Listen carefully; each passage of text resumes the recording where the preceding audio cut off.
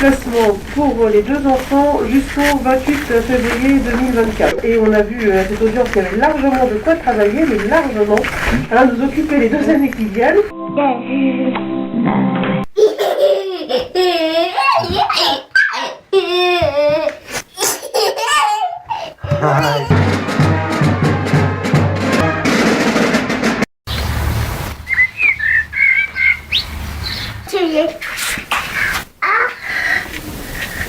Nous sommes le 21 février 2022. Bienvenue à l'audience d'un juge des enfants de Versailles. Mes 2 garçons sont placés à l'ASE depuis le 17 juin 2011, dès leur âge de 1 et de 3 ans. L'ordonnance d'un juge des enfants visant le retour à la maison en avril 2012 n'a pas été respectée par les services de l'ASE. Malgré leur âge de 12 et de 14 ans, ils n'ont participé à aucune audience du juge des enfants depuis 2015 et ils n'ont eu aucun droit de visite avec moi depuis la même année. Pour comprendre pourquoi et comment nous sommes arrivés à une telle situation, je vous invite à participer à ce procès à travers les enregistrements d'un vieux téléphone portable oublié dans la salle d'audience. En plus d'une nouvelle juge des enfants, nous sommes 8 participants à l'audience. L'identité de chaque intervenant va être affichée sur son portrait que j'ai réalisé à la peinture. Monsieur, qu'est-ce que vous souhaitez dire? Alors de façon constructive, Oui, bien sûr. Moi, les choses sont très simples. Le 17 juin 2011, mes 2 garçons sont placés à l'ASE pour 2 raisons bien distinctes. Premièrement, la fragilité psychiatrique de la mère et deuxièmement, une enquête en cours à l'égard du père. C'est ce qui est écrit dans le dossier. Donc, en septembre 2011... Excusez-moi, mais on est très nombreux, tout le monde s'exprime, on peut pas... Oui, donnez-moi un temps. 2-3 minutes. Non, mais c'est vous qui donnez 3 minutes. Moi, en fait, je vous dis juste... Non, mais pourquoi vous vous intéressez? Il y a le juge. Donc, voilà, dites-moi. 5 minutes. Mais madame, vous calmez, vous n'êtes pas le juge, vous n'êtes pas là pour juger. Donc, 3 minutes. Vous me dites 3 minutes. C'est pas la parole, c'est moi qui distribue la parole. Oh, très bien. Dites-moi, combien? 5 minutes? Allez, 14h55, à 15h, c'est bon.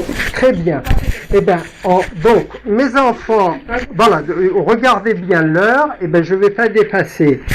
Donc, en septembre 2011, tous les enquêtes et expertises m'ont mis hors de cause. J'ai été blanchi de tout soupçon. Donc, en 2011, à partir de septembre 2011, mes enfants auraient dû rentrer chez eux. Chez eux, c'est ma maison. La maison dont je suis propriétaire appartient aussi à mes enfants. Donc, à partir de là, il y a eu les enfants depuis septembre 2011 sont placés avec recours aux calomnies, aux mensonges, aux manipulations mentales et psychologiques des enfants. Parfois, on a prétendu que mes enfants voulaient me voir et tout de suite après, selon la situation, on a dit « Ah ben, ils ne veulent pas vous voir ». Parfois, on a dit « Vous êtes un fou ». Parfois, on a dit « Non, monsieur Idari peut très bien récupérer ses enfants ». Donc, aujourd'hui, ma demande, c'est tout simplement que les enfants, qu'on arrête ces massacres. Je n'ai aucun problème dans mon lieu de travail, dans mon voisinage, dans ma vie professionnelle, dans ma vie privée. J'ai une vie très équilibrée. Et je ne comprends pas pourquoi, et les enfants non plus d'ailleurs, je suppose, pourquoi ils sont privés de leur père. Voilà, je ne vais pas dépasser mon temps. Bon, moi je vous invite à lire l'arrêt de la Cour d'appel.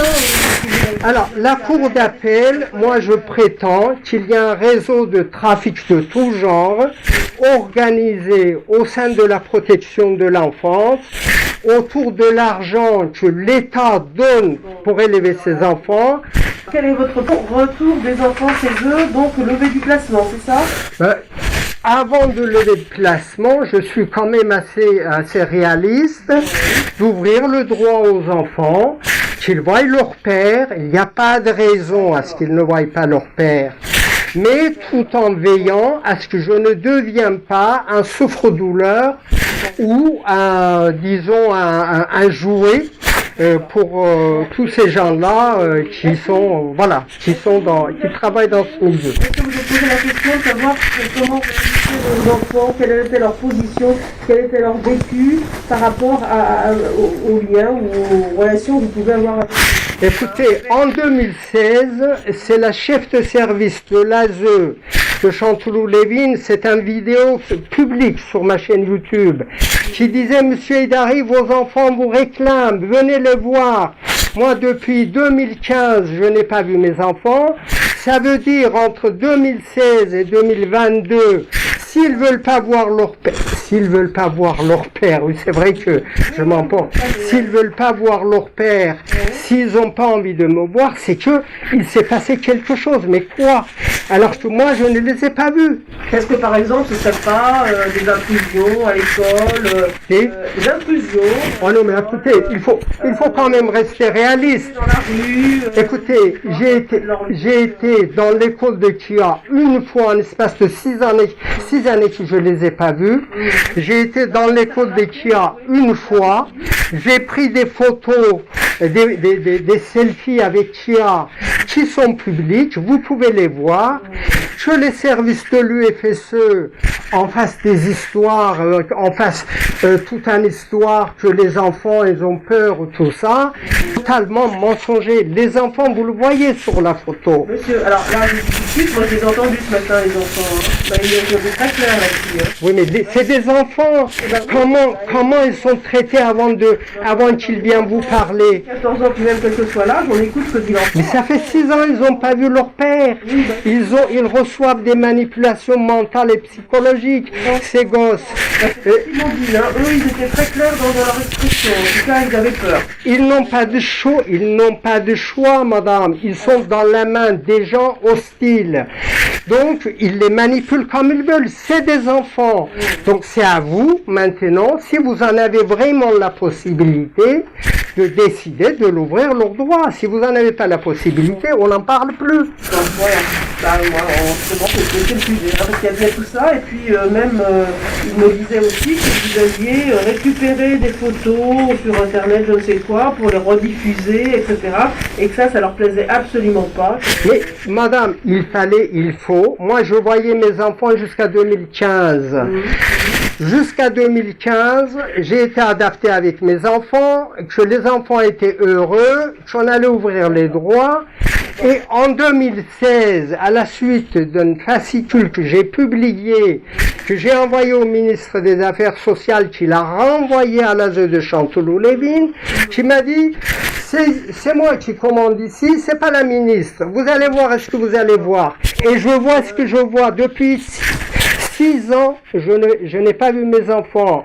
Vous savez ce que ça veut dire? Des gens qui ont des enfants savent bien ce que ça veut dire d'être privé de ses enfants pendant 6 ans. Donc, c'est pour cela qu'on doit se poser des questions sur le profil des gens que ces institutions engagent pour leur donner ses enfants, hein, pour le mettre dans ces situations. Voilà, donc on a la position de monsieur. Voilà. La position que je vois mes enfants, qu'ils voient leur père, et qu'on avance comme ça, et que c'est dans leur intérêt. Voilà. Voilà. Le placement peut être renouvelé. Oui. Oui. Voilà, le temps monte un peu. Hein, c'est pour ça qu'on a été appelé, tout va bien? Ah non, je parle fort, mais on n'est pas méchants. Attendez, non. Bon, parfait. Non. Non, parce que c'est normal, parce que quand un père quand un père Dernier mot, là. pardon, quand un père est privé de ses enfants pendant 6 ans, je vous assure c'est un combat de garder sa santé mentale. Je répondre à ça, hein, j'ai déjà dit tout à l'heure, hein, pour travailler le lien avec les parents, vous avez tous les services éducatifs qui sont là. Mais c'est pas vrai, ils ne sont pas ouverts, madame, vous le dites, mais ils ne sont pas ouverts à la discussion. Que pour ouvrir les droits, il fallait envisager des soins. Mais des soins de quoi? Des soins de quoi?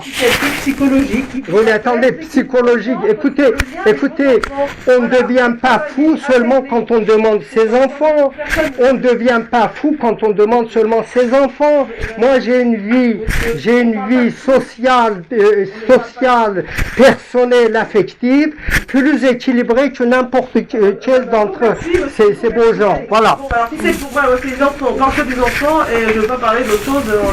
Bon, si vous voulez. Voilà, mais bon, moi je constate que les conditions posées pour une ouverture des droits, les soins psychiatriques et psychologiques très réguliers et une collaboration avec les deux services, ASE et placement familial, est-ce que vous avez remplissé ces conditions aujourd'hui? Ah ben écoutez, moi, les services de l'ASE, s'ils m'invitent à venir discuter, j'y vais n'importe quand, à 3h du matin s'ils veulent. Le problème c'est que, c'est pour cela, à un moment donné, voilà, c'est pour cela, à un moment donné, j'ai commencé à enregistrer parce qu'ils sont pas, disons, bienveillants. Ils n'ont pas envie de faire ça. Je vais vous dire une chose. Enregistrer, je vais vous dire, moi, ma chaîne YouTube, je suis le premier victime de mes publications. Pourquoi? Je vais vous dire pourquoi. Parce que en fait, moi, je préférais mettre mes travaux artistiques, intellectuels en avant, plutôt que mes enfants placés. Concernant M. Edari, aucun travail n'est possible avec l'ASE, puisque vous avez une démonstration de M. Edari. Nous l'avons convoqué à plusieurs reprises. M.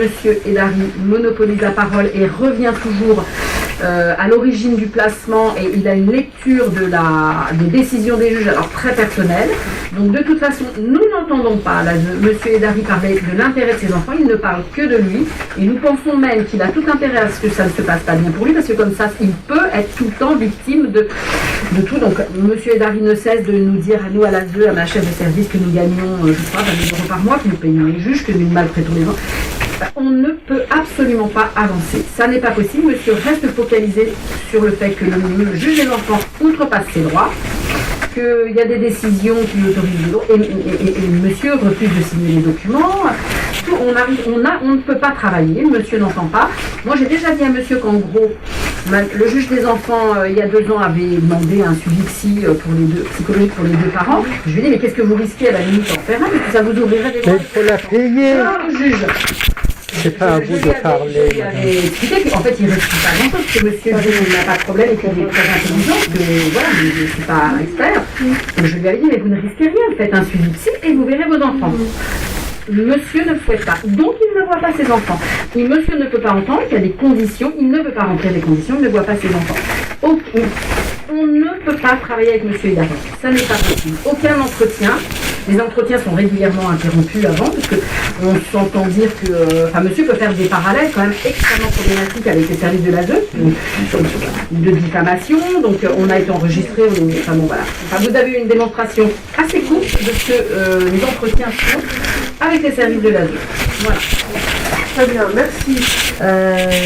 Par rapport à l'évolution des droits à ses parents, du coup, sur télévision, qui a eu besoin d'aller vérifier par lui-même ce qu'on pouvait lui dire sur les réseaux sociaux, en tout cas sur l'activité de M. Edari sur YouTube et autres réseaux sociaux. Il a pris des dangers à répondre un petit peu, j'ai fait une note par rapport à ça, à répondre aux personnes qui suivent monsieur. On a discuté longuement avec lui parce qu'il se posait des questions. Est-ce que c'est l'apaisement qu'il avait trouvé en famille d'accueil et la stabilité? Et ça lui a ouvert des questions sur les raisons de son placement, pas mal de... Voilà, il entendait des histoires d'abus, d'attouchement, tout ça. Et pour lui, c'était très vague, très flou. Est-ce que c'est la parole des adultes? Est-ce que j'ai été instrumentalisée à un moment donné? Donc on a fait un travail énorme par rapport à ça. Donc aujourd'hui, je reste en veille. Donc, s'est donné cet accord. Je reste en veille en fait sur ce que M. Hilary peut mettre sur les réseaux et je lui en parle après pour pas qu'il le regarde seul en fait parce que aujourd'hui il est très impacté par ce qu'il entend, ce qu'il voit.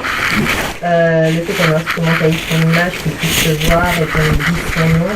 Tout à l'heure, il me disait qu'il avait honte, qu'il commençait à avoir honte, notamment parce qu'à 14 ans, il commence à avoir lui accès à tous les réseaux sociaux et il se rend compte par lui-même en fait que son image et il ne comprend pas pourquoi son père agit en toute impunité.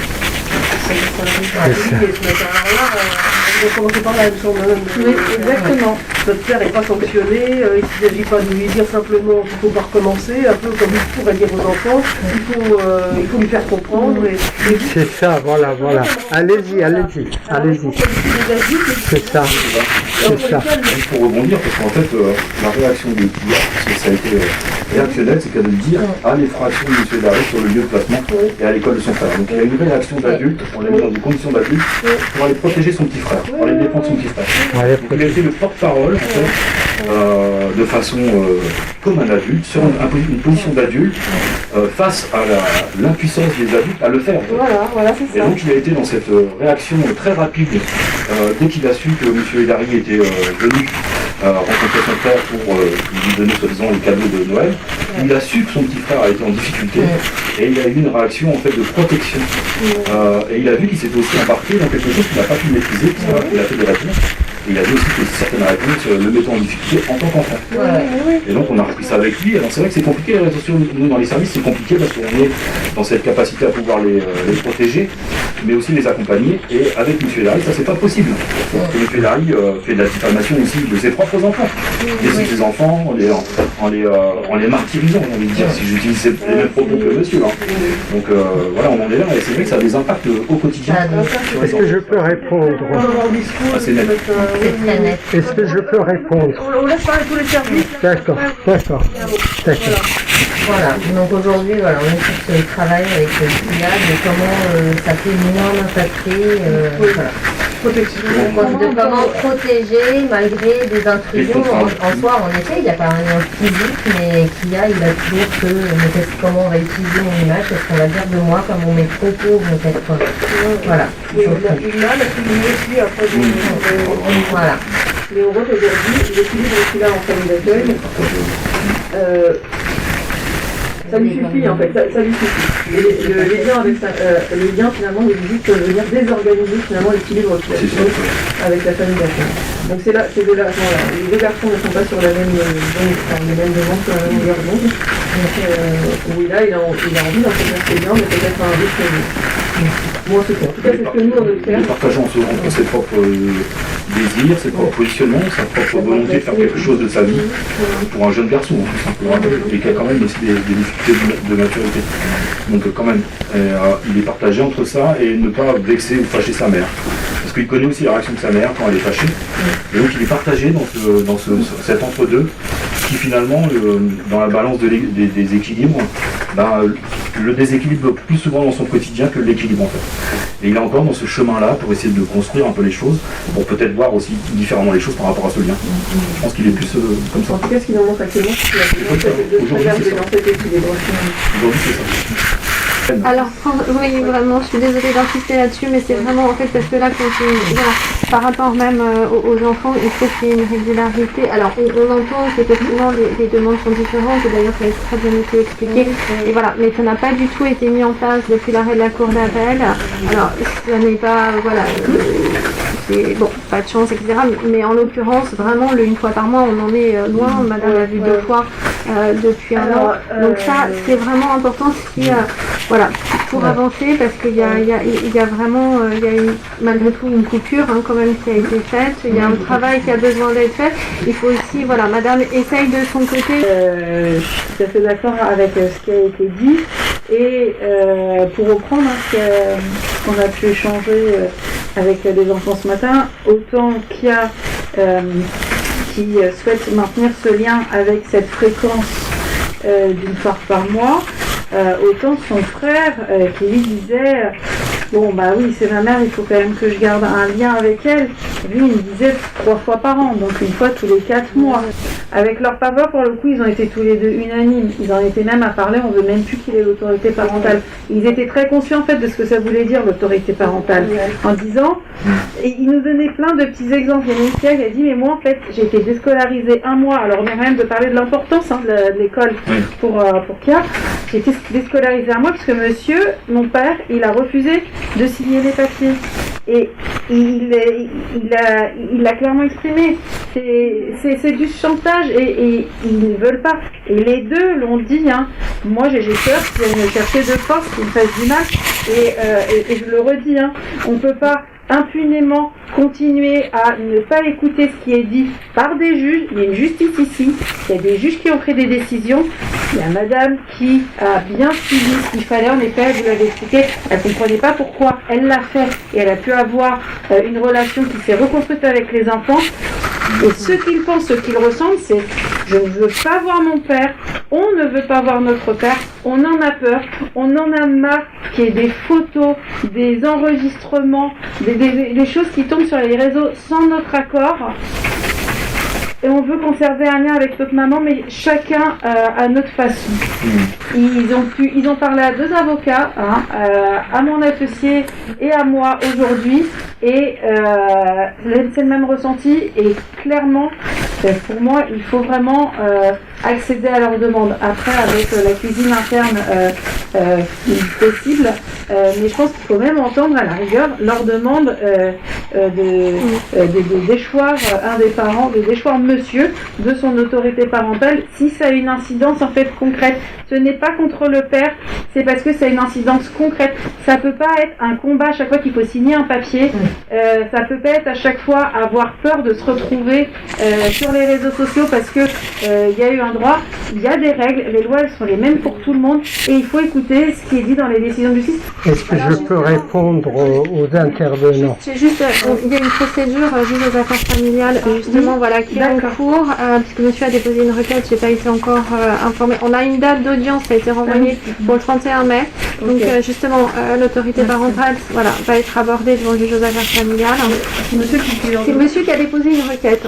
C'est la 3e fois et chaque fois madame est introuvable. Non, elle a été citée en fait je sous contrôle, mais voilà, moi j'en ai été informée parce que j'avais une audience juste avant que voilà, et monsieur n'avait pas fait citer madame, donc a fait citer madame maintenant chez moi, donc ça a été renvoyé voilà, et c'est au 31 mai. Donc là, mais je n'ai pas été encore informée des demandes de monsieur, donc je voudrais vous coordonner après. Ben voilà, je voulais Monsieur, pour accepter de nous dire ce qu'il demande au juge dans la demande. Pardon? Vous pouvez nous dire ce que vous demandez au juge des affaires familiales? Eh bien, en février 2012, un juge des enfants a ordonné que les enfants viennent chez le père. Vous me laissez parler, s'il vous plaît. Que les enfants viennent chez le père, à condition que la juge des affaires familiales fixe leur résidence chez le père. Donc depuis 2012, je demande à ce que la juge des affaires familiales fixe la résidence des enfants chez le père et que les enfants rentrent à la maison selon la décision du juge des enfants. Eh bien, 3e fois que madame est introuvable alors que elle prélève jusqu'à 1122 € sur mon salaire. D'accord. Voilà, par mois. Alors, excusez-moi, monsieur, mais vous savez que, justement, les procédures... Mais vous intervenez, vous ne m'avez pas laissé à ce que je vous réponde. Je voulais juste, en fait, vous expliquer que, justement, la procédure aux affaires familiales et la procédure, d'ailleurs, dans à peu près tous les domaines, permet, lorsqu'on ne trouve pas une personne, de faire citer par un huissier et de continuer... Je l'ai fait 3 fois, ça n'a pas été fait. Est-ce que je peux répondre aux intervenants? Voilà, le dernier mot, c'est que, en fait, tout le monde ici décide à ce que les enfants sont le plus heureux, le mieux du monde chez leur famille d'accueil, et qu'il faut supprimer le droit parental du père, parce qu'il ne signait pas des papiers concernant des enfants alors que ça fait 6 ans que je ne les ai pas vus. Vous trouvez normal qu'on me demande de signer des papiers alors que je ne vois pas mes enfants depuis 6 ans, alors que je ne sais pas de quoi il s'agit.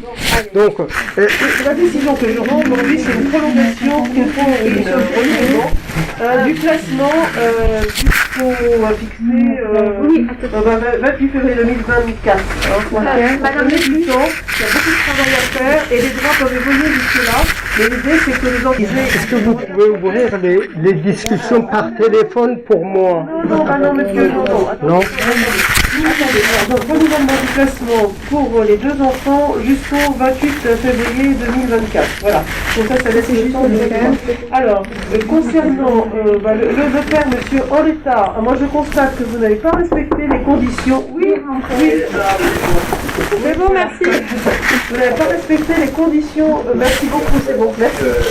Les conditions de suivi psychiatrique, de travail avec l'ASE, qui vous l'a proposé. Il faut vraiment les rencontrer, vraiment travailler. Vous voyez, en fait, à cette audience, moi, je constate, je distingue le travail fait par madame et vous, votre positionnement, votre démarche. Qu'est-ce que vous voulez que je fasse? Je vous réponds. Vous me demandez quelque chose, je vous réponds. Oui, je vous dis la réponse. Je constate qu'il y a une grande différence et le travail à faire. Oui, mais le travail, écoutez, Non, on discute avec pas. bon, un instant, vous me posez une question, je vous réponds. Vous voulez pas répondre, vous voulez pas que je réponde. Je pose plus de questions, là, je constate, et je rends une décision. Je réserve les droits du père en l'état, et le père reste invité largement à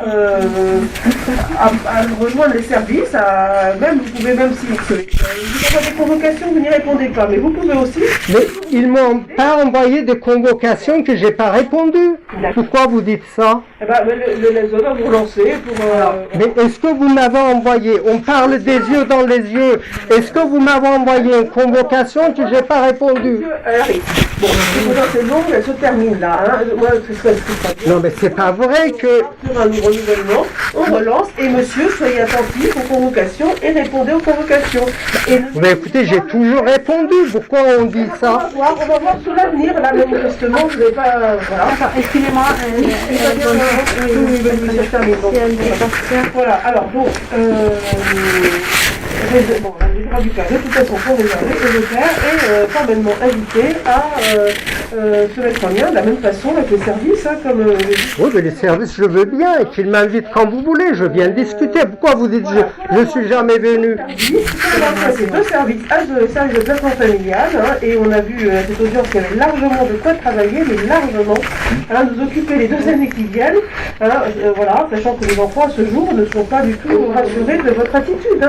Mais attendez, les enfants ne me voient pas, les enfants écoutent à ce que l'on leur dit. Il y a les manipulations des enfants. Applications et autres, mieux c'est, voilà, Une chose à la fin, s'il vous plaît, si je voulais demander, à vous, pour que au moins vous écrivez quelque part, c'est que quand on va sur YouTube, on voit le visage de nos enfants, ça nous fait mal au corps comme ça. Moi, ça me rend malade, madame, et puis fragile. Alors, si c'est une avocat des enfants, on a bien relevé ça, elle va vraiment que l'avocat fasse une démarche pour enlever J'ai pas entendu ce que vous donc, s'il y a une qualification pénale, il y a quand même pas mal maintenant des qualifications pénales pour ces comportements. Je vais voir avec ma consoeur. Oui, parce que tout ce qui est diffusion, etc. Parce que là, oui, madame, elle qualification pénale au même titre que l'enregistrement. Après, c'est évidemment sur l'école, ça m'inquiète tout d'un coup. Je en disant que monsieur était devant l'école des enfants, ça m'avait stabilisé. Oui, non, mais ça... Oui, mais vous aussi, parce que par rapport à vos enfants qui sont... Ça veut dire qu'on me prive de mes enfants depuis 6 ans et on veut même pas que je les conteste. L'audience est terminée, donc c'est clair. Le placement sur 2 ans, réservé droit des pères et la maman des droits individualisés. Alors, susceptible d'évolution, c'est pareil, au cours des 2 années, Travail avec contexte et thérapie.